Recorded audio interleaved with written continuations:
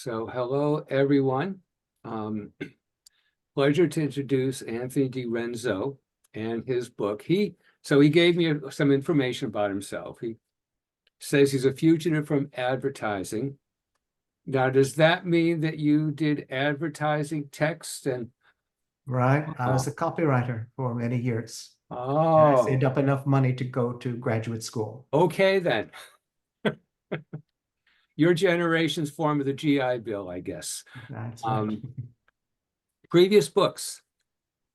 So there's a food theme here. Bitter Greens, Essays on Food, Politics, and Ethnicity from the Imperial Kitchen, China? No. Wrong.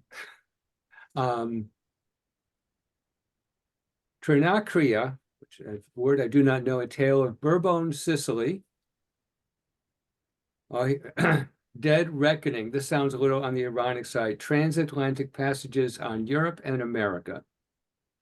And there's a satirical quality in his works. And you talk about the ongoing culture war between Italian humanism and American capitalism, Mhm. usually losing. What's an That's right. example? Do you have an example of that? You, the McDonald's conquering the Spanish Steps, for instance. Oh, Yeah. yeah, I remember going to Vatican City, and there was a very crowded McDonald's right Yes, there outside. was. That was The nauseous. multiplication of the grease. That's what that was.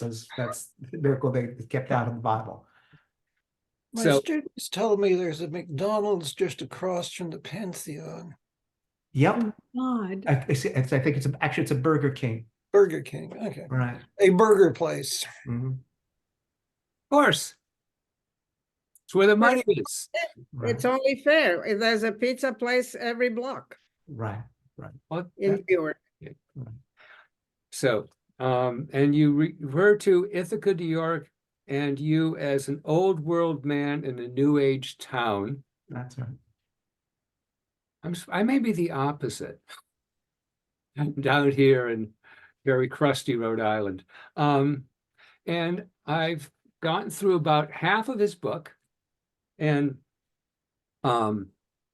before he does his presentation. So really interesting and a good read. It's a perfect bedside book, it seems, because there's short vignettes. So when you start to feel tired, you can kind of put it down and not feel like you're in the middle of something. But he ranges from a lovely essay on Rome's executioner in the 1600s to all those damn birds, to the history of saffron, to labor unrest past and present, to a couple arguing at a restaurant. And so the theme of a thinking statue also means a feeling statue and a moving around town statue. And it's interesting that it's Rome, because I was thinking just before here that when I was a kid, my first knowledge of world history was after school, turning on the television, watching Rocky and Bullwinkle and Professor Peabody in the Wayback Machine. Right. And you had to go into a machine to actually go way back. But it seems that in Rome, you don't have to go into a machine. Right. That past and present are co-equal or coexisting. And that's the lovely thing that I think the book captures. So I'm having a great time, and his writing style is very good. He's got, this may be your advertising background, but there's a sort of a penchant for epigrams and for nice, really pithy statements that end chapters. So it's a pleasure to read. And I'm going to now turn things over to you. And I'm going to share this. I can't, hang on, make you. I got to find you in this list of people first. Here you are.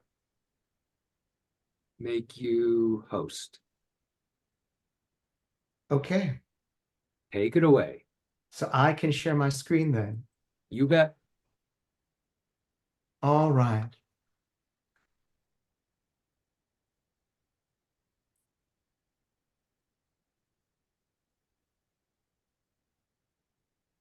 All right. So let's begin. Alma want to hear some Italian, so here it is. Se queste pietre potessero parlare, which of course means if these stones could speak, which they say all the time in Rome.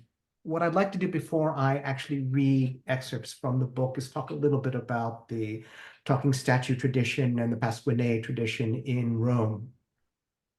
Rome is a city made up of words as much as stones, and that is literally true because there's ancient writing all over the city. It's not unusual to find graffiti from the late Republic right next to modern advertising billboards in the heart of the Centro Storico, the historic district of the city. And whether you're looking at past or present Roman commentary, it's always sarcastic, always putting a thumb in the eye of authority of church and state.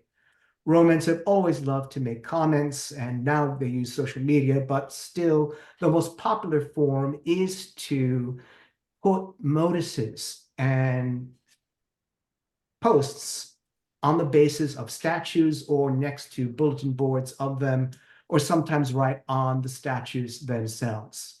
This is true of almost all the major public monuments in Rome.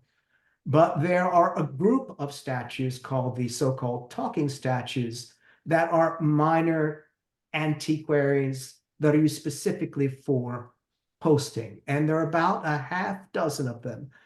The most famous three are actually in a kind of love triangle. There is Madame Lucrezia, who is a giantess who is by a church right off Piazza Venezia, right near the Vittoriano monument. There's Marforio, the river god who's up at the Capitol Museum, which was very, very famous in the Grand Bellezza movie. And the statue that I want to talk about today was the narrator of my book. His name is Pasquino. This statue, this fragment, stands at the crossroads of two little side streets off of Piazza Navona. And the larger of the two streets was once the main parade route for the old Papal States. And great processions would come past this street whenever a pope would be elected, going from the Vatican all the way to the first conclave at the Basilica of St. John Lateran. The new pope would stop and nod to this statue and then go on. And likewise, when prisoners would be taken to their execution from the center of town going up to the Castel Sant'Angelo to be beheaded, they would stop here and ask the statue for his blessing, for his support to go on like that. So this statue has been a kind of folk emblem, a kind of totem of the city, a symbol of free speech for at least 500 years. And it was excavated on April Fool's Day, 1501, during the very early days of Rodrigo Borgia's papacy. And he was placed right in front of an old palazzo by a Neapolitan cardinal. And they found that there were two torsos put together. They wondered what this could be. A visitor from Florence pointed out that it looked remarkably like the statue in the Piazza della Signoria of Menelaus holding the dead body of Patroclus from the Iliad. So almost certainly in the original state, that's what that statue was. But in its broken down state itself, it became a kind of living bulletin board. And that was almost inevitable because the square that he was founded in was where the booksellers and the printers in early 16th century Rome were located. And it was a time rife for scandal and gossip because of the Borgia family now occupying the papacy. And a lot of people began to write wisecracks about the new regime out of the mouth of that statue, including Pietro Aretino. And so the statue was nicknamed Pasquino after a sharp-tongued either schoolmaster, printer, or tailor who lived on the square. And his name then became the root of the English word Pasquinade, any lampoon posted in public to libel someone. And there are a whole bunch of them that would be put on the statue. So I'm going to read two famous ones. So when Matteo Barberini, Pope Urban VIII, decided to strip all the bronze off of the roof of the Pantheon to make the baldacchino of St. Peter's, somebody put on Pasquino's base, quod non feceretur barbari fecerunt barberini. What the barbarians did not do, the Barberini did. And when Pope Urban's successor, Pope Innocent X, put up the fountain of the four rivers in the middle of Piazza Navona to show off his largesse, Pasquino complained, "Noi volemo altro che guglie fontane, pane volemo, pane, pane, pane." We want more than spires and fountainheads. Bread's what we want. Bread, bread, bread. So Pasquinades is the title of my essay collection. Because of that, it was based on a column called Le Pasquinate, which ran from August of 2013 to 2020, so for 7 years, in Little Americano, a bilingual print and digital newspaper based in Los Angeles.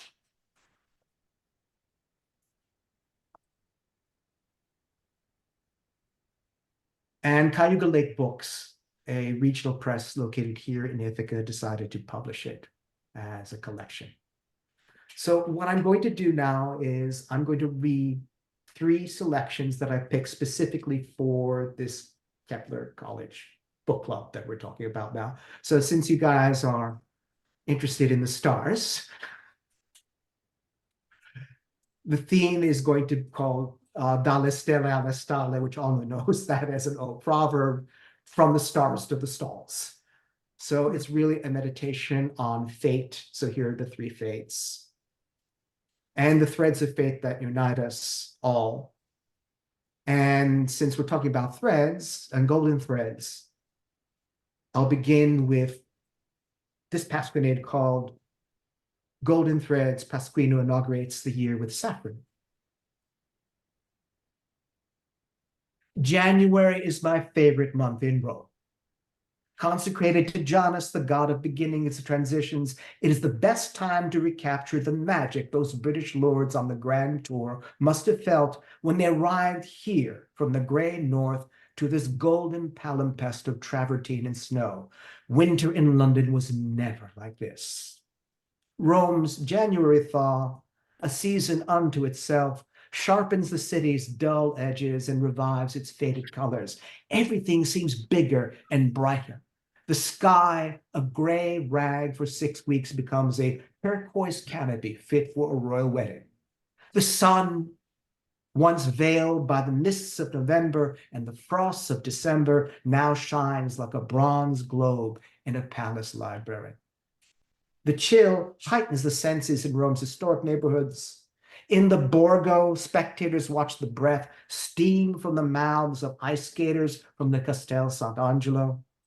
In the Prati, residents listen to wind chimes tinkle from the rooftop gardens. Here in the Parione district, where I have lived for 5 centuries, pedestrians read the menus of local restaurants with their nostrils.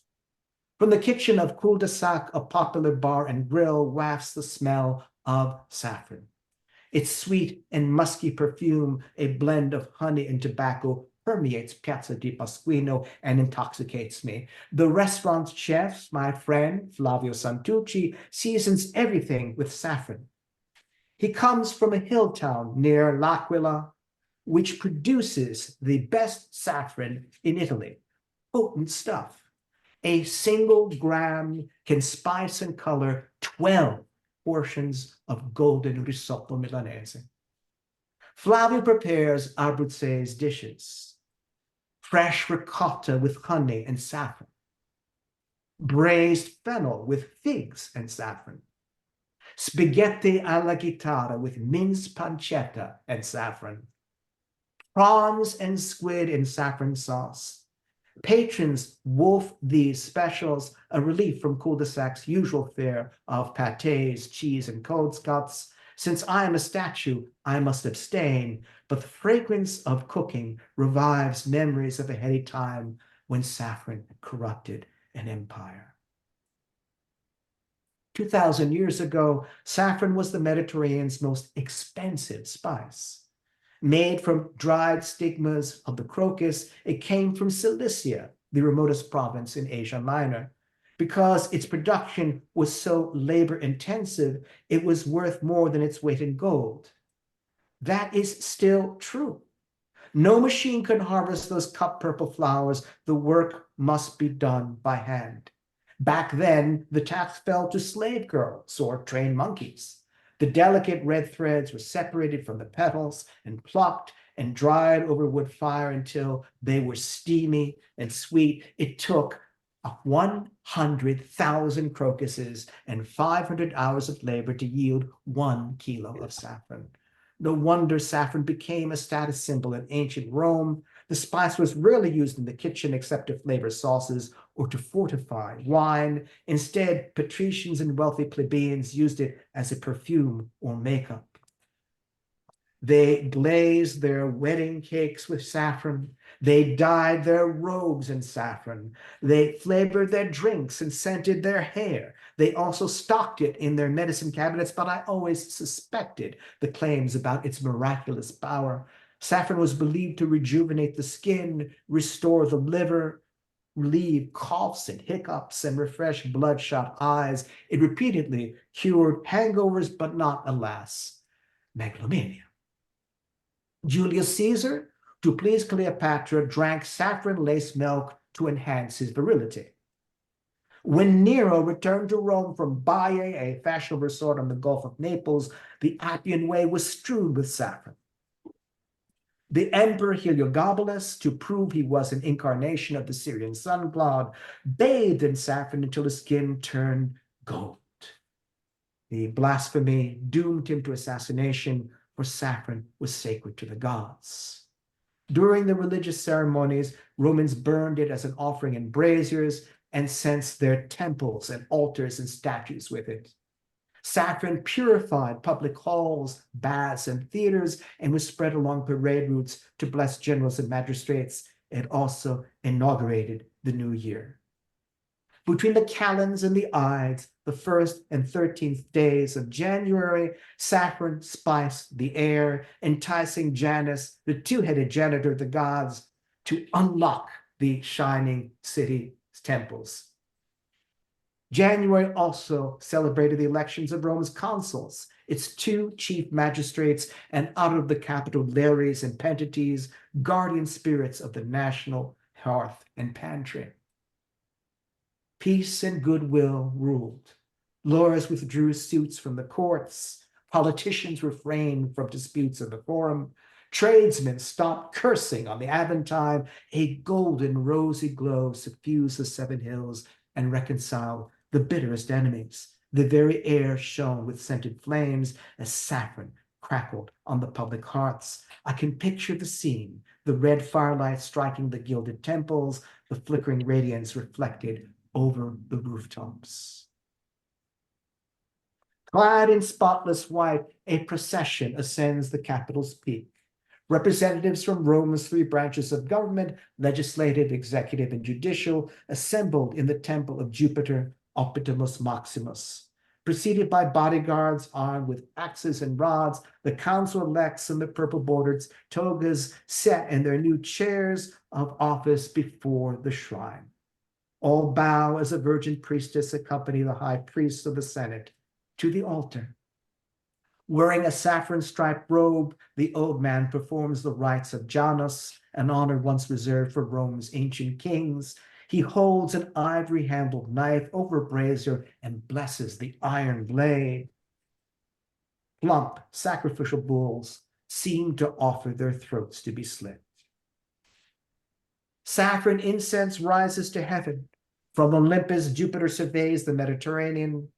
Everything on this porcelain platter belongs to Rome. But the empire's glorious faded to disappear like last fall's crocuses. It will happen like this.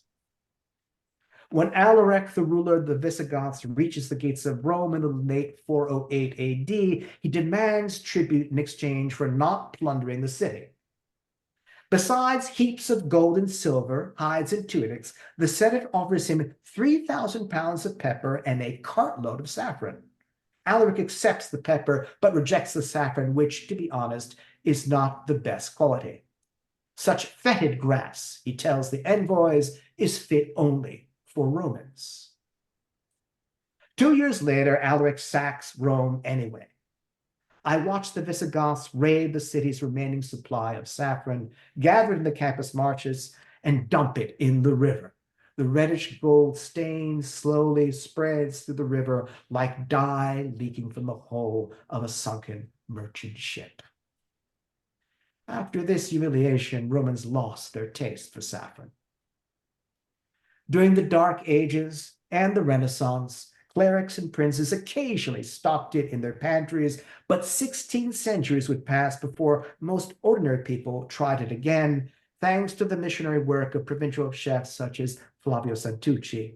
Ironically, some of these chefs descend from the Germanic tribes that invaded classical Italy, but despite their efforts, it seems to me this once familiar spice still seems foreign.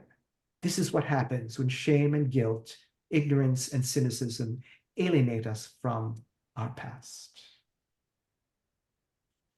At cul-de-sac in Piazza di Pasquino, waiters emerge from the kitchen with a steaming tureen and serve diners. What do these Romans see when they stare into a bowl of mussels drowning in liquid saffron? A savory treat to warm a chilly evening. But I see, below the surface, the lost gold of empire, the snapped threads of fate.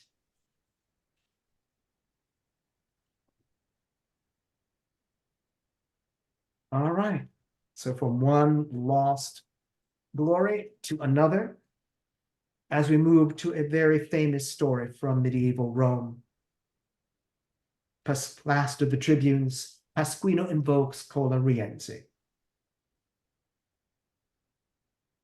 At the foot of Rome's Capitoline Hill, by the staircase leading up to the Piazza del Campidoglio, I exchange grim nods with a statue of a hooded man, often waving a sword. Often overlooked by tourists, this bronze monument commemorates a crime that occurred 7 centuries ago on this very spot. Here on October 8th, 1354, a mob murdered Nicola di Rienzo. Known to history as Cola Rienzi, last of the Tribunes, this charismatic young dictator briefly resurrected the Roman Republic and almost united Italy before his terrible fall. Why did he lose the love of the people? The question baffles me. In his rage and his resentment, his dreams of the past and his fantasies of glory, Cola was so clearly one of them. Nicola di Rienzo was born in the spring of 1313 in Rome's Regula district, then a remote slum. Cola's house, located below the church of San Tommaso in Piazza delle Cinque Sole, at the entrance to the Jewish ghetto, faced the watermills on the Tiber. His father, Lorenzo Gabrini, ran a riverside tavern. His mother, Maddalena, washed laundry. Cola, however, boasted that he was actually the bastard son of Henry VII, the Holy Roman Emperor, who once spent a night at Lorenzo's inn. Didn't he have the same cleft chin and noble high bridge and nose as the emperor? Such fantasies allowed Cola to endure Rome's squalor and misery.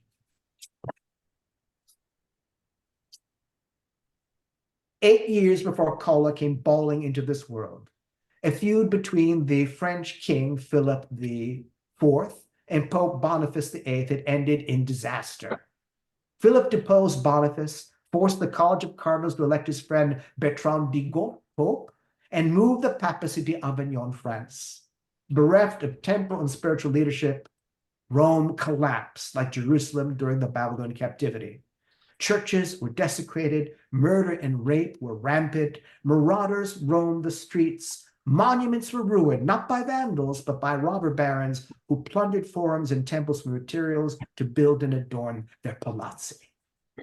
As rapacious nobles carved out Rome like a capon, gang warfare spread everywhere. When his younger brother was killed in a brawl, Cola blamed the barons. Brooding, he wandered the ruined city. The Lateran Basilica was roofless, the Milvian Bridge shattered, the belfry of St. Peter's split by lightning. Cola vowed to repair these landmarks, and his eyes blazed. He possessed, I should say, was possessed by, an almost hallucinatory imagination. Having taught himself Latin, he deciphered the inscriptions on derelict buildings. Where are those good Romans, he exclaimed. Where is their high justice? If only I could live in such times. Whenever he muttered and tossed pebbles into the forum, the superstitious crossed themselves. I can see why the lad seemed to practice sortileggio, casting lots to tell his fortune. Now a successful notary, Cola joined a delegation to Pope Clement VI at Avignon. His report on the baron's abuses antagonized the powerful, but captivated the poet Petrarch, who admired the young man's smooth tongue and rugged features. The Pope, equally impressed, appointed Cola apostolic notary and authorized him to return to Rome and reform civil law. Power emboldened him to settle scores. By confiscating weapons, imposing heavy fines, and imprisoning and exiling ringleaders, he subdued the barons and established popular rule. On May 19th, 1347, heralds invited citizens to special parliament on Pentecost Sunday. Dressed in full armor and attended by the papal vicar, Cola headed a procession to the Capitol. We addressed the assembled crowd from the balcony of the Palazzo dei Conservatori. Henceforth, he declared, everyone could be equal under the law. Proclaiming himself tribute of the people, Cola announced that he had restored the Roman Republic. Laws would be ratified by the people, and Roman citizenship would be offered to everyone in Italy. All cheered. Soon, the streets were safe, crime swiftly punished, and buildings repaired. But when Cola awarded himself lordly titles, when he seized estates, silenced dissent, and executed enemies without trial, even his supporters balked. The nobles revolted.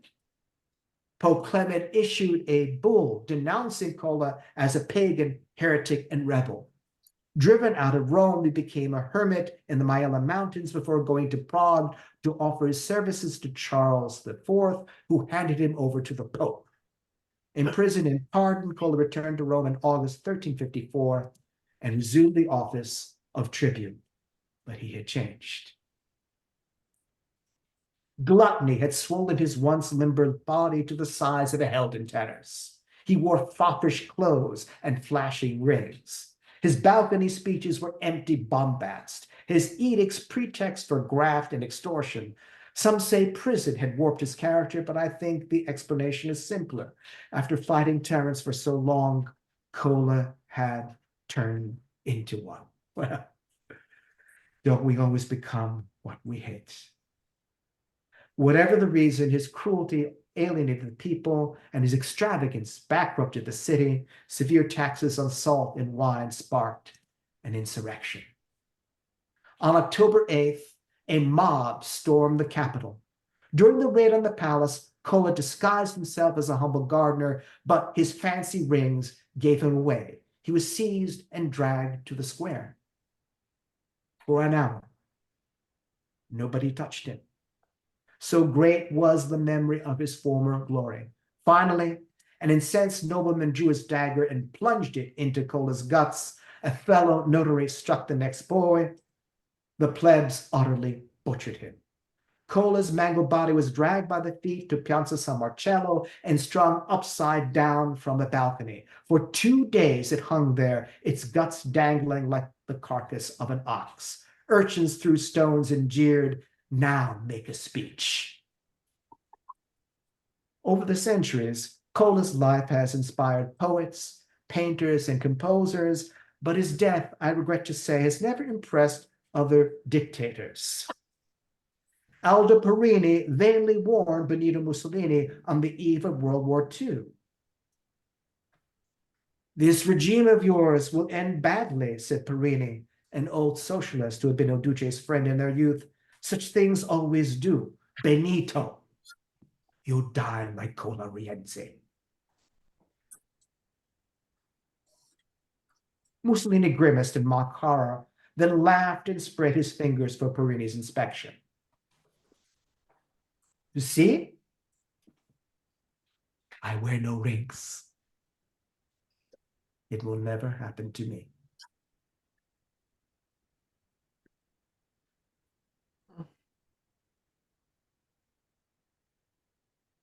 Starlings.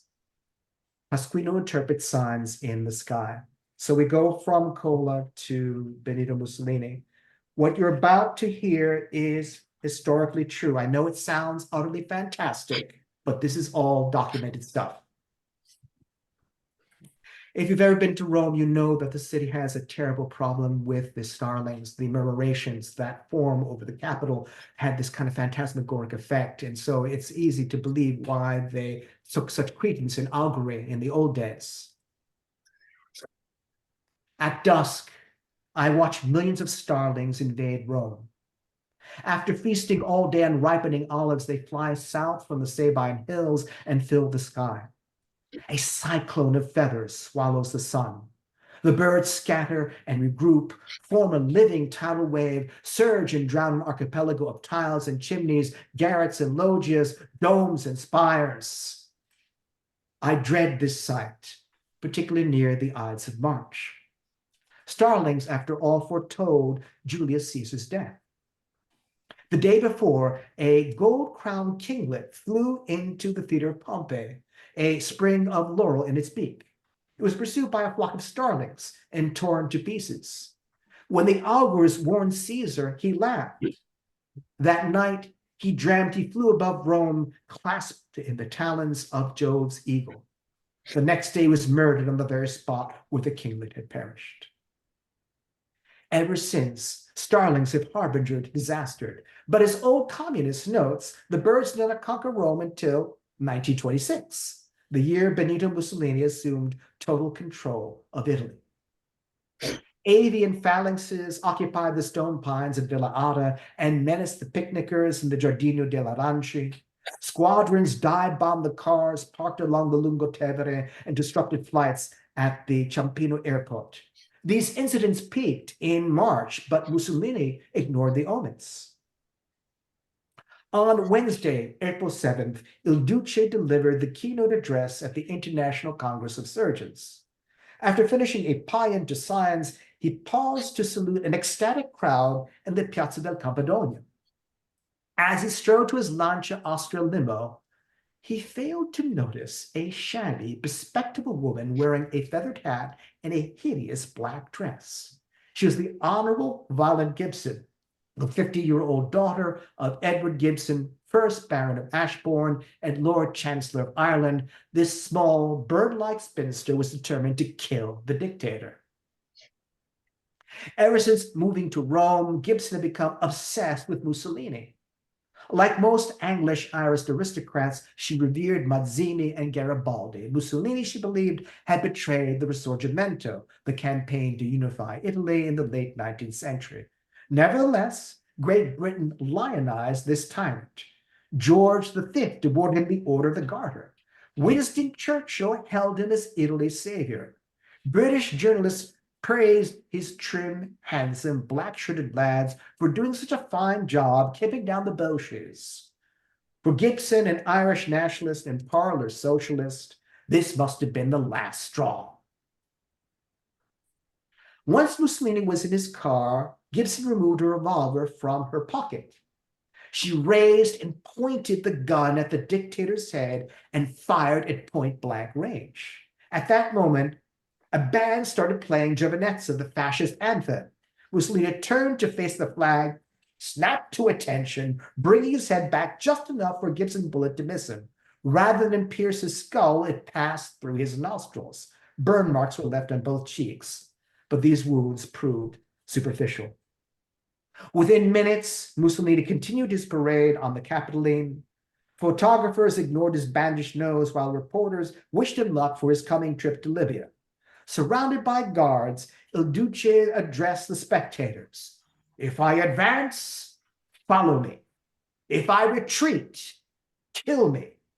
If I die, avenge me. But despite the roaring adulation, he remained shaken. An Irish hag had nearly dispatched him. Oh, woman, he murmured. Fancy, oh, woman. After the shooting, the mob beat and nearly lynched Gibson, but plainclothesmen rescued and dragged her into the Palazzo dei Conservatori. Unconscious and badly bleeding, she resembled a mauled crow. Police revived her with brandy and interrogated her in a room containing the colossal marble foot of the Emperor Constantine. As she was carted away to Montellate prison, a cloud of starlings swirled over the Campidoglio.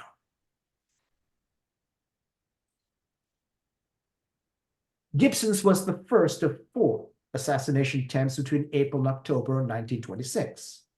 Declaring a state of emergency, Mussolini abolished parliament, replaced it with a junta, established a special police force, and instituted secret tribunals. He also introduced capital punishment for treason, insurrection, incitement to civil war, and attempted assassination. He did not, however, demand the death penalty for Violet Gibson. Diagnosed as a paranoid schizophrenic, Gibson was deported back to Britain, where she spent the next 30 years in St. Andrew's Sanatorium in Northamptonshire. Shapeless in an old mackintosh, she wandered the asylum grounds and fed sparrows. She may have posed to St. Francis, but she behaved like the mad sorceress Fata Morgana. She attacked orderlies with a broom and invoked thunder and lightning against the doctors.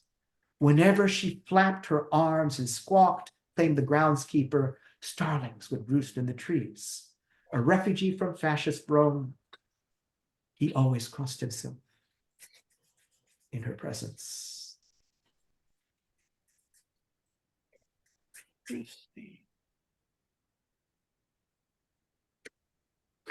And there we are. Well, wow. I did like that a lot. All parts of it. I liked Violet. Sure. was that? Yeah, she's amazing. So there, in fact, like 3 movies recently made about her, a television series on the BBC, the Irish branch of the BBC. Fascinating lady. Okay, so there they all are. Very good. All right. So now you can just we can talk you on, ask any questions about the text that you wish, make any kind of observation. You must have accumulated those anecdote, well, not anecdotes, but sections over a period of time. How Yes, long did it take? So it took 7 years to write all those columns. So each column would be about 700 to 800 words. And if I told you that, so that's like, 2 pages, right? But if I told you that I would do 20 to 40 pages worth of notes, research, each one of those pieces, it would not be an exaggeration, right? Yeah. So then when the time came to turn them into essays, I had to revise and expand them. So I'm not writing for an Italian or an Italian-American audience that's very familiar with this history. I have to write to an English-speaking audience that knows almost nothing about Rome, almost nothing about Italian history. So you have to provide more context, you have to translate, you have to paraphrase, you can't take any kind of shortcuts. So you have to explain that, but then you can't do that in a way that kills the jokes at the same time, or that you have to over-explain. So my editor, Edward Howard, was very, very useful here. He was the one who had me strike the right balance between dramatization and exposition, between foreground and background. I don't think the book would have turned out as well as it did without Edward's help. Right. That's why we have editors. Right. I love the illustrations. Are they in the book or are they for the No, purpose? those are slides. Those slides I've created for my readings. But the book is illustrated. There are beautiful pen and line drawings Mhm. for each of the chapter headings. I originally wanted to have watercolors in the book in black and white, but they didn't come out well. Achille Pinelli and his father Bartolomeo Pinelli did a lot of famous genre illustrations of Rome in the early 19th century. So they were around like the 1820s, 1830s. And they're very, very popular in Rome. You see them all the time on postcards and advertisements or whatever.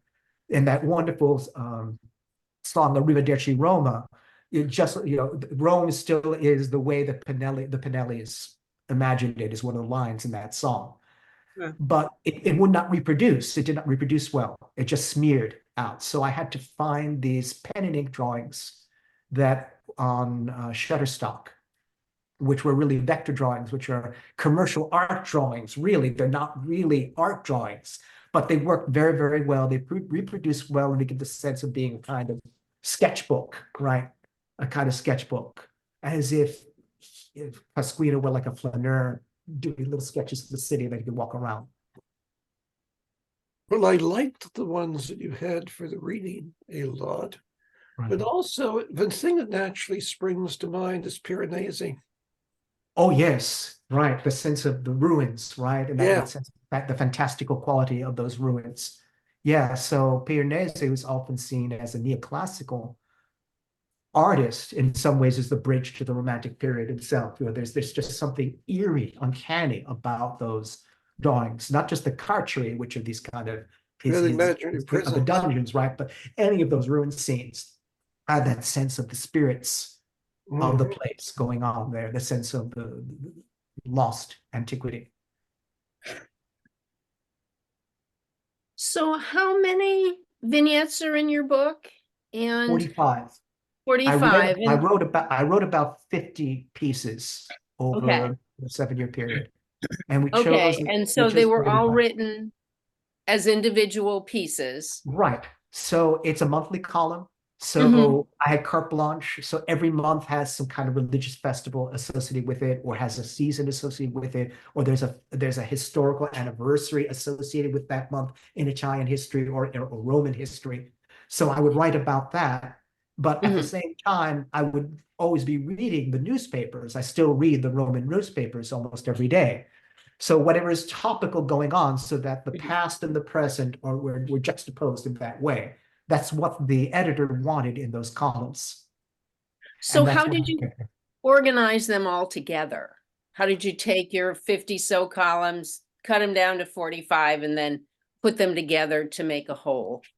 what I did was I tried to, so it begins with, it starts with the section called the heart of the city, which is literally set in the heart of the city, the historic district, but it also means the heart of it, the emotions of Rome at that historic center, the emotions that are then tied. So the next section is called festivals and seasons, the sense of nature and religion, the spirit world, shaping the Roman sensibility.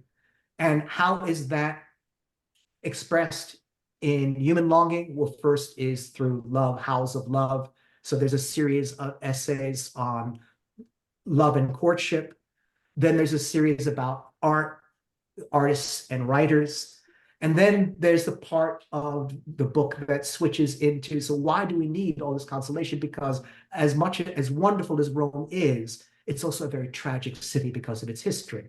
And then you just have this panorama of Roman history in modern times, beginning with papal indulgences, which talks about the papal states, to royal pains, which talks about the House of Savoy, which replaced the papal states when Rome fell and became part of United Italy, to Dreams of Glory, which the two pieces that I edited after the Saffron were taken from there, which is about the fascist era, which is all harkening back to the lost glory of Rome. Then Last Judgments, which is about death and resurrection. And then at the end, An Appetite for Life, which deals with food, because you got when all is said and done, you have to eat at the end of the day. And that's how it is. So it's that kind of art that way. Yes, had I paid better attention, I would have had a snack before you started the slides. I wanted the mussels. Oh, yes. Oh, yeah. Very, very good. I wanted the Good. pasta. Right. The Casa Guitarra.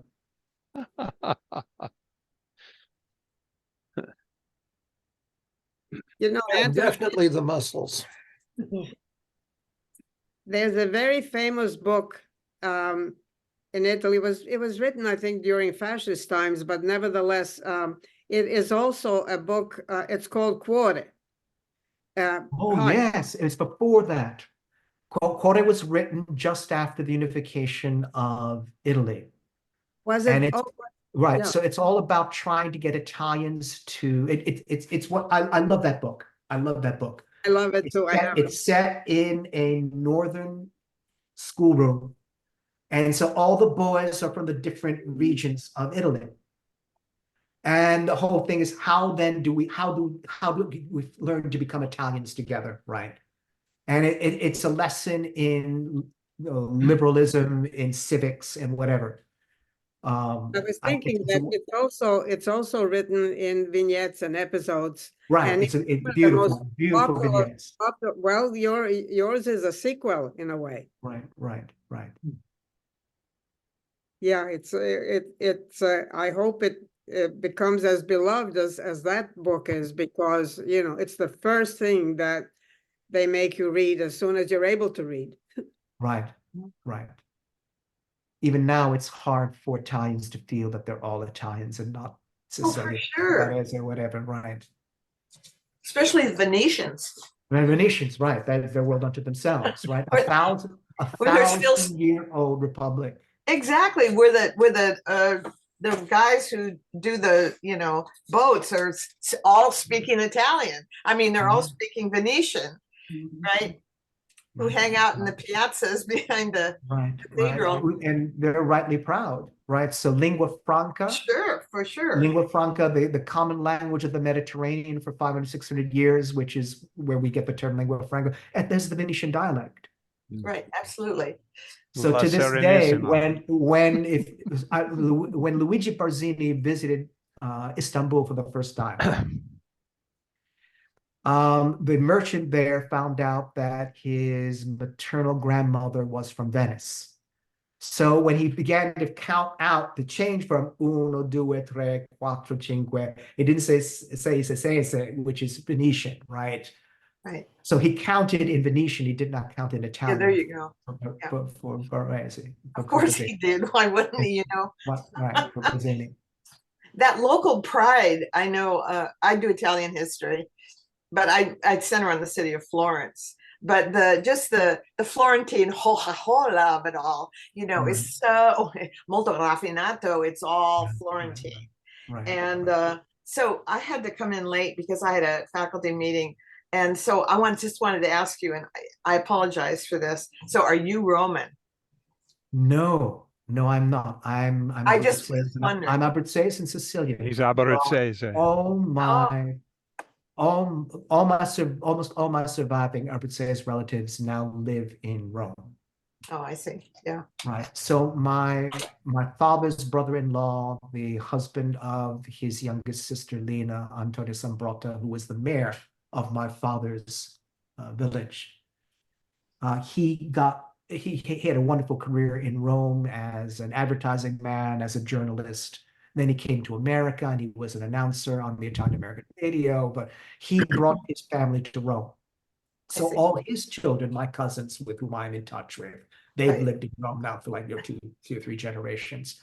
And a lot of the younger ones are writers. Some are novelists, some are screenwriters or whatever. So, but that's the city we always go to. There are a lot of Abruzzes in Rome. Yeah. Right. And a lot of Romans go to the Abruzzo for their getaways. They go up to the mountains or they go to the sea. Yeah. Thank you.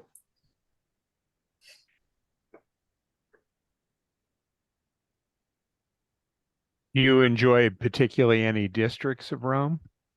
Trastevere. Trastevere, absolutely. How did I And guess that? they're in Trastevere is there, so. It's like the place right now.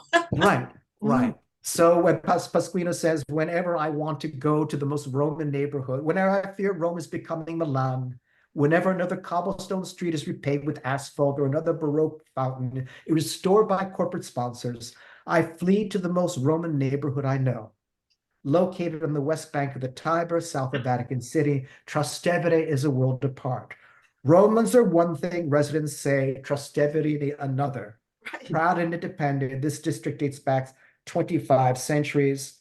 But they've always been a melting pot. So, but compared to them, Pasquino says, I am an interloper, right? Because they've been there for many, many years. Yeah, Trastevere is a wonderful, wonderful Yes, it is. district. Right. So that's my favorite district. Right. But the old Leonine city, right? So in fact, most of the entire collection is almost exclusively in that district, right? So where from the Porta del Popolo down to Trastevere down over here. So this series of squares. Yeah. So Piazza del Popolo, Piazza di Spagna, Piazza Navona, Right. and then the market down in Campo di Fiore. Right. Right. So that's pretty much where almost all of it is set there. Is the Osteria del Orso still there? I don't know. I'm not sure. You could Google it. If it's there, it's there now because everyone's online now. They all want their menus online and they hold their streets in order. But the wonderful thing about Rome is now there's more, there are a lot of ethnic restaurants now, right? So when my friends Catherine Howd Mahan and Eric Mahan Howd just came back from Rome. So Catherine is an amateur belly dancer. She loves Middle Eastern, Northeastern culture. So when she wanted to eat out for her first time in Rome, she found a Lebanese restaurant. 1,000 nights, right? Right. It's right near the Villa Borghese Gardens. And now this is the big thing. So all these Romans now belly dancing. Right. And there's there's a Chinatown now, right where the Termini station is. There are all these big ethnic enclaves now. And Rome has always been an international city, cosmopolitan city. Yeah, like Mexican restaurants in Via Candia. Right. Yeah. Do you get to Rome regularly?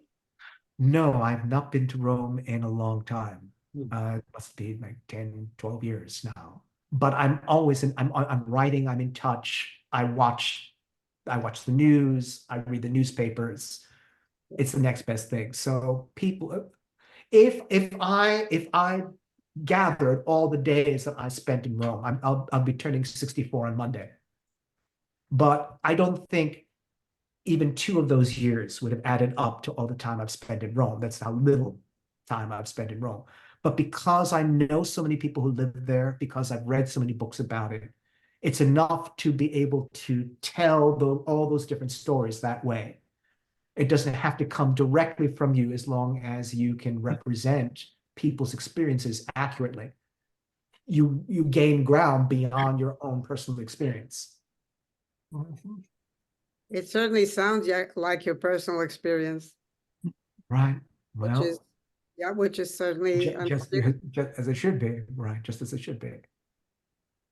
But it is as fictional as all this is, all these fantastic elements, it's all research, right? You could fact check almost all of this. It's So, right. So that's why it took so long to write. Right? I double checked. Even the dialogue, even stream of consciousness, come from what people say. He said, he told, he was thinking when this happened. So I make up very, very, very little in these pieces. The only imagination is arranging them, but the material itself is fact, not fiction.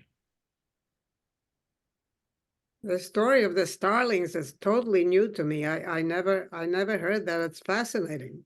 Right, but if you read Suetonius, right, they talk about that. They talk about the bird. They talk about the kinglet.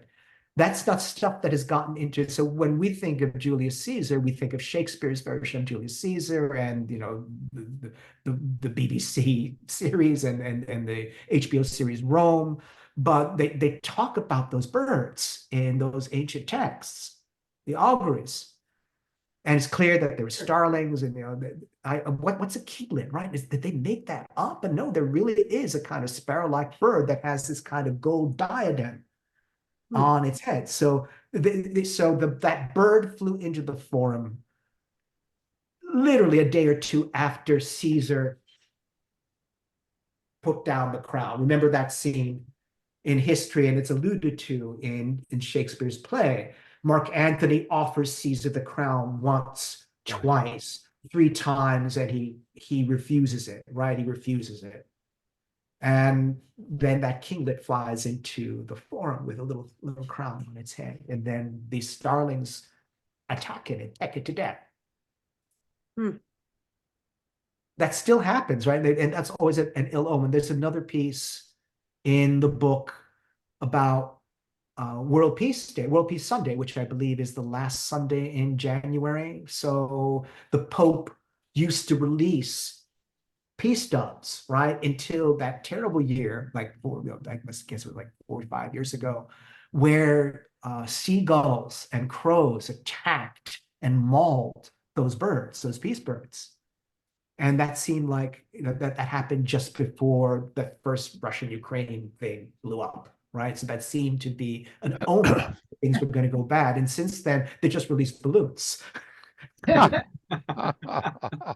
I use that because that's just too good not to use. But if you talk about the difference between reality and the book, in reality, gulls and crows attacked those two peace doves and killed one of them. But Edward said that was too confusing. So he said, just make them crows. If the crows attack them, because the piece is about Pope Benedict XIV, the Pope of the First World War, who was a Pope of peace, but he was surrounded by these hawks in the Vatican, and the bankers in the Vatican, all dressed in black, who literally slowly pecked him to death, made sure that it would never be affected. So in order for the parallel to work, that's the point where I fudged the historic record a little to make it fit more thematically with the essay. Do any of your vignettes relate specifically to the period of the Risorgimento? Oh yes, there is one block there called Royal Pains, which is all about the House of Savoy. Right, so there must be 6 to 7 pieces that deal with the Risorgimento.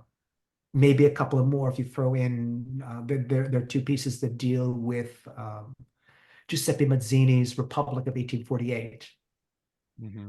I looked at that. So if that period interests you, you will find plenty of essays in the book about that. The book is available on Amazon. You can order it just online very easily. Antonio, would you mind reading maybe one piece from the Royal Pains or House of Love? Sure, I can Just do want to that read for you. I Anna wouldn't mind. House of Love, I don't know. I mean, my favorite was the one about Anna and Tennessee Williams. Anna and Tennessee Williams. All right, why don't we read that one? Yes. Because it's all about Rome as mother of exiles and orphans. I'm sorry there will be no Michael, thank you for coming. We'll talk later. All right, this is Anna and 10. Pasquino joins friends for cocktails at 8. Ma ricordo bene. I remember it well. On September 28th, 1973, before the crowd of mourners made parking impossible, A van pulled up to Bellini's Elephant and Obelisk in Piazza della Minerva to deliver 20 dozen roses for the Italian film star Anna Magnani's funeral. As dignitaries gathered inside the Basilica of Santa Maria sopra Minerva, paparazzi wondered who had sent the flowers. But I, along with the residents of Rome's Pina district, guessed that it was Tennessee Williams. I'm sure that Williams' message was a code. The 20 bouquets meant alle 20 at 2100 hours or 8 p.m.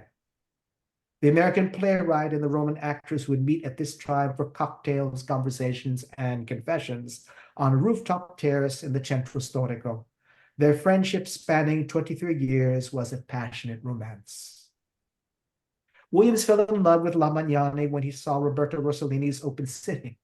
She played Pina, a pregnant widow whose lover is arrested by the Nazis. When the prison truck drives off, she chases it, howling defiance, but is shot down. Williams was rarely moved by screen performances, but this woman, he confided to his diary, has sunk her claws into my heart. He felt inspired, even compelled to write a play for her. For 3 years, Williams telegrammed his muse. No reply. Coming to Rome in January 1949 for the Italian premiere of A Streetcar Named Desire, he begged the director, Luchino Visconti, to introduce him, but it was Gore Vidal who arranged a meeting the following August.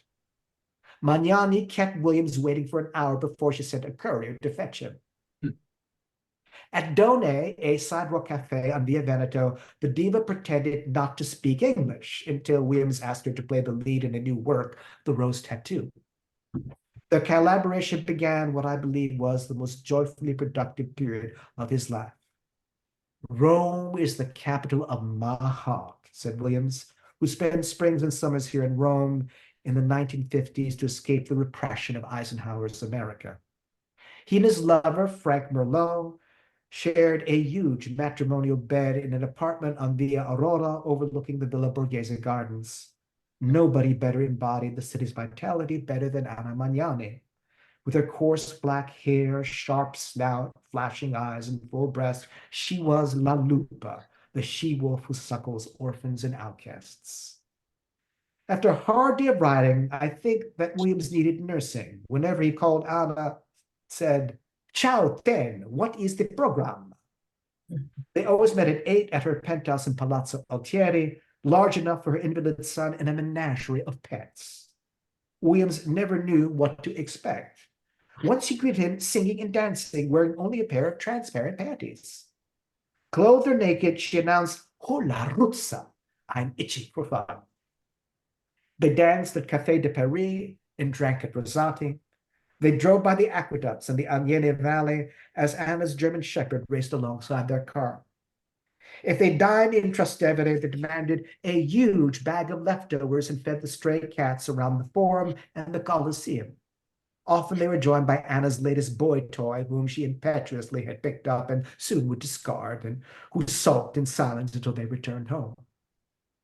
The rest of the night was spent on Anna's terrace, where they sipped Negronis and admired the view of the Pantheon. For hours, they discussed art, life, and love. Despite a string of unhappy affairs, an addiction to coffee and cigarettes, insomnia and mood swings, Anna was happy. She was thrilled when people recognized her on the streets or when a cop in the middle of directing traffic shouted, "Hey, nada there!" With head flung back and hands planted on hips, she released a geyser of mirth from a deep wellspring. "When Anna laughs," Williams wrote Truman Capote, "all the questions about the why of everything are addressed more than During the 1960s and 1970s, the friends continued to meet, but I could tell the magic was gone. Frank Merlot had died of lung cancer, and times had changed. Increasingly savaged by critics and vilified by editorialists and politicians, Williams struggled to get his plays produced.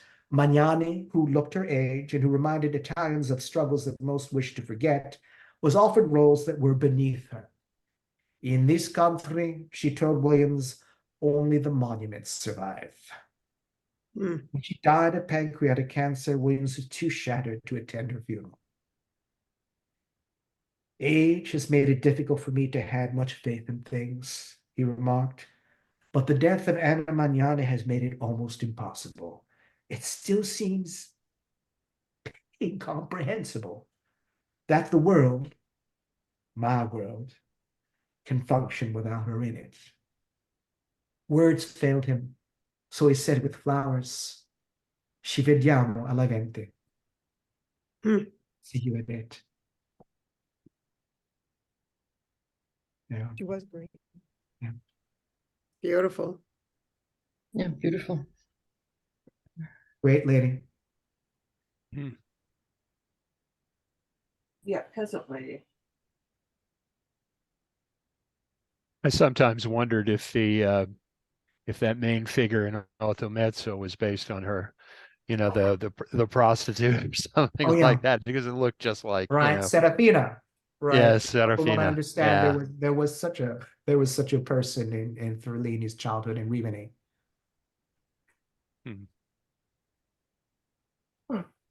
Is there an indie bookstore where we could get your book for those of us who prefer to not patronize Amazon? Only here in Ithaca, you have to come here. They don't think they ship. But if you'd like, if you're worried about that, you could just write me at Ithaca College and I'll send you the galleys. Annie, is there anything you can do?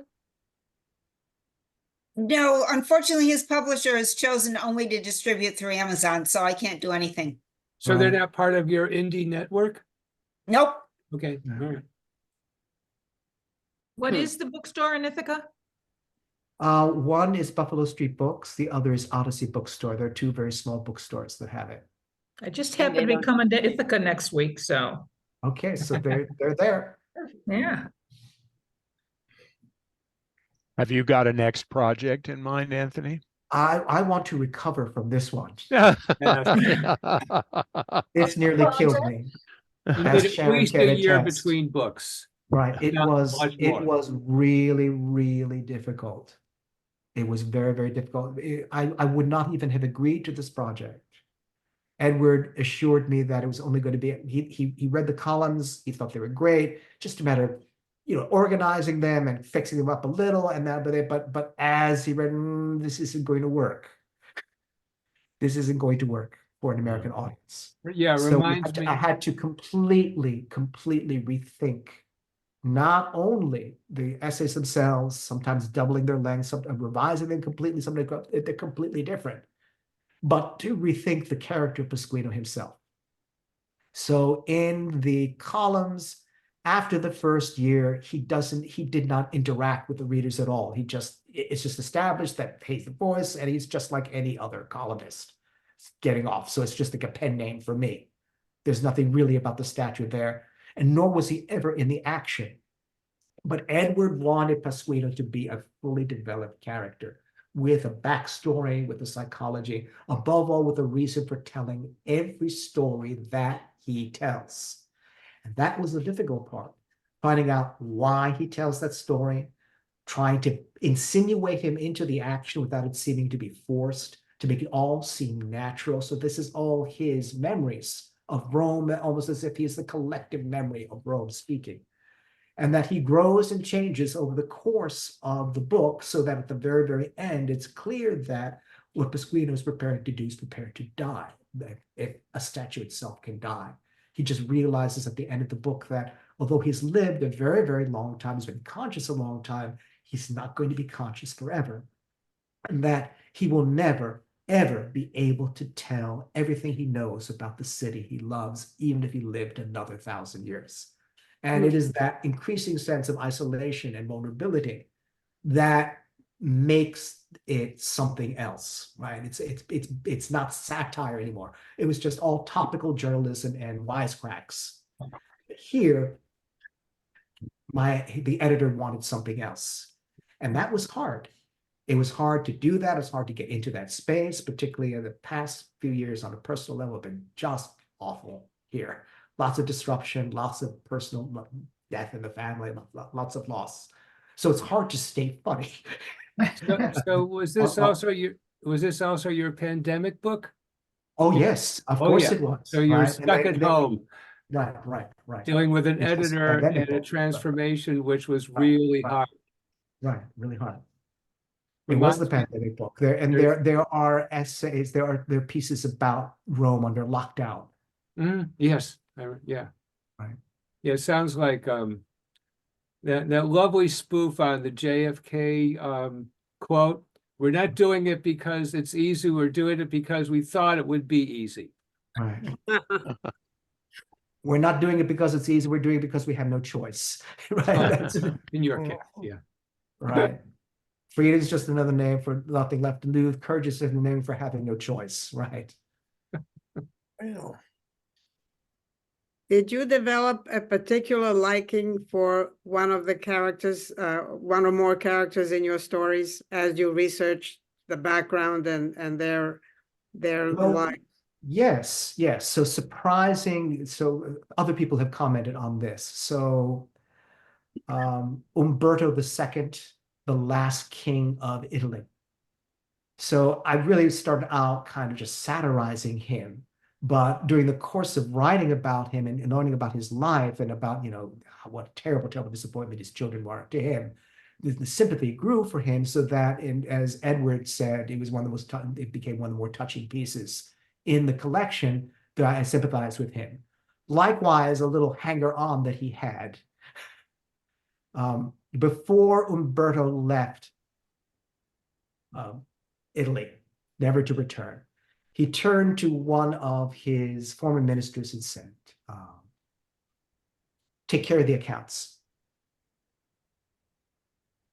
And the attendant, who was hard of hearing, thought he said, now take care that they're all counts, that all the people who had come to see off Umberto would then be made nobility before the Republic would ban nobility from that. And so that's what they did. All the people who'd gone off to say goodbye were made counts or countesses, the so-called Counts of Ciampino. And one of them was a fishmonger who later became who operated a stand selling these like high-class toilet articles, including like toilet paper rolls with like rhinestones in them. And he called himself the Count of Ciampino, because he's like this loser, nobody, like one of these really wild, crazy street characters in Rome. So I really fell in love with that guy. He's just an odd, wonderfully odd character. Rienzi. People ask, is he an ancestor? Our names are practically alike. And for the longest time, the talk in my family was, yes, that's what's one of us. But his real name is Gambrini. Cola Rienzi is nickname. Nick's Cola, right? Cola is the son of Larry.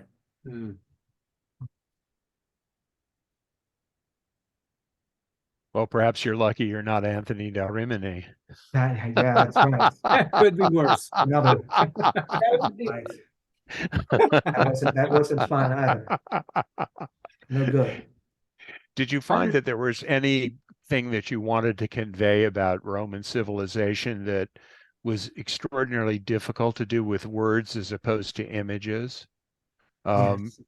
Yes, and also without being preachy or heavy-handed, right? So one theme which I really did not get to develop as much as I wanted to, both in the paper and in the book, were the new immigrants in Rome, right? So now large Indian population, Sinhalese population. I really wanted the book to, in fact, when I asked for a sabbatic leave, that was the element of the book that I had really wanted to foreground. But except for the Roma community and the Chinese community and some allusions to others, I really did not get to develop that as well, and to want to connect it to ancient Rome as well, because the way that we see Rome as this, as if it were London, under the British Empire, right? And they all speak with British accents because that's all the movies make them speak with British accent. That's not Rome. One of the reasons I love the HBO series Rome is that they made Rome seem more like Dubai than London. And ancient Rome really was more like Dubai than London. I mean, on the sights and the smells and whatever, but the colors, the sense and the self We know, of course, that all those statues were painted, right? That they're garish. So if you want to know what Rome looked like, just walk into any immigrant Italian church and look at the way the statues are painted there. So it is much more multicultural, much more multiracial. Right. That you had North African dynasty, Sumerian dynasty ruling Rome for 150 years. So that's the Rome that I wish I could have really done more justice to. It's the Rome that needs to be talked about more now, given the battle between those who understand that and those who fall under the kind of Cinecittà, Mussolini white dream of what Rome is, and doesn't do honor to those new Romans, who every bit as Roman as they're there. One thing I found, and there are no birds flying over me, by the way, is that what's left undone with a previous book becomes what happens afterwards. Well, we'll see. You're warned. We're warned. It sounds like a really good idea. Enough to try to bring those issues into the classrooms. Yes. Anthony, I'm curious. You used very briefly the word preachy. What were you what were you thinking there? I mean, when you say effort not to be preachy. So how do you, the idea of humanitas, the idea that we all have a common humanity for which we should honor each other, that each person is inviolate because of their humanity. That concept, which is very, very Roman, which is why the Romans would grant citizenship to people who were not like them. In many ways, Athenians, the Greeks were superior to the Romans in so many, many ways. But when it came to seeing the humanity and worth of a stranger, the Romans were better. Mm-hmm. I guess because they themselves saw themselves as fugitives. All the early stories and legends of Rome talk about the criminals and refugees and people in Wavering, and the Trastevere district was always full of immigrants, even under the early Republic. So the sense of Rome as a melting pot, right? Almost a kind of forerunner of America in some ways. How do you say that without sounding like a civic pageant, right? How do you make that compelling in a way that is a living, breathing thing rather than a history lesson? That's hard to do. So I just try to let that speak through the lines themselves. Interesting. But that's Cicero, right? All the way back there, humanitas. Human rights, universal human rights, right? Well, how about Aeneas? No, right? Exactly, right? So that is one that I read the Aeneid for the first time when I was 10 years old. It utterly captivated me. I mean, I've got the Odyssey and the Iliad. Those are great books, but they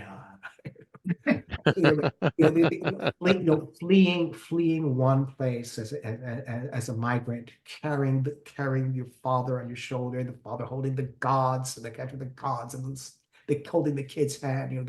The earliest Roman coins of the Republic on the verse side always had that figure of Aeneas, like that, and then coming in and then inadvertently doing the very same thing that you found yourself, dispersing the indigenous Latin tribes, setting yourself up right there, the way that he fell out with Dido. People, I don't know what Augustines were thinking, asking Virgil to write this epic. If he wanted a piece of propaganda, he chose the wrong person. Because it's all about when you lose, you're a winner, because you understand what it is to be vulnerable and your humanity is open to other people and to compassion. But when you start winning, you start losing your humanity, right? And then at the end of that incomplete epic, you see Aeneas supposedly coming up on top, but losing so much of what we loved about him. Yes, a scene where he kills Turnus. Turnus at the end, yes. Oh, wow. That's kind of unforgivable. That's kind of unforgivable. That's right. Right, because it violates the core of who he is in many ways.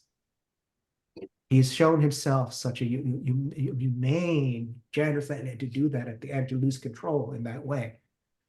But we don't know. Virgil was sick. He was dying. He didn't finish it. If you read the Aeneas, you see that it's a hodgepodge. There are passages that are repeated 2 or 3 times because it's clear he's working on 2 or 3 different versions. It's no wonder he wanted it to be burnt. Yes, unfinished. But it's still, even in that mangled state, the way Pasquino's a mangled statue, I still love it more than even the more finished, the better epics. Yes. Okay, anyone else? Sort of running out of time here. Wonder if they still have fashion shows like Fellini captured with the the papal fashion show. Absolutely, they do. So right on the Spanish Steps, right? In fact, one of the pieces ends with one of those outrageous fashion shows. That would be singularly hard to capture with words as opposed to images in some ways. Yeah. Right. I did my best. I tried my best. Some things are just difficult. Some things are just, oh, that's right. Well, thank you very much. Yeah. Thank you Thank you. very It's very much. kind of you to have me. I hope I didn't go over. I really wish maybe Oh, should have we're had 10 minutes. perfectly on time, as we All right. always are. All right. Wonderful, Anthony. I'm running to get the book. I just want you to know that. It's delightful. Yes. It is a All right. delightful Yes, book. very I good. would recommend. All right. Again, and Good. those of you who don't want to buy it online, you can find me at Ithaca College. Just email me and I'll send you the galleys. All right. All right. Nice. Bye-bye, everybody. Okay. Ciao Thank now. you. Thank you for Ciao. coming. Bye. Bye bye.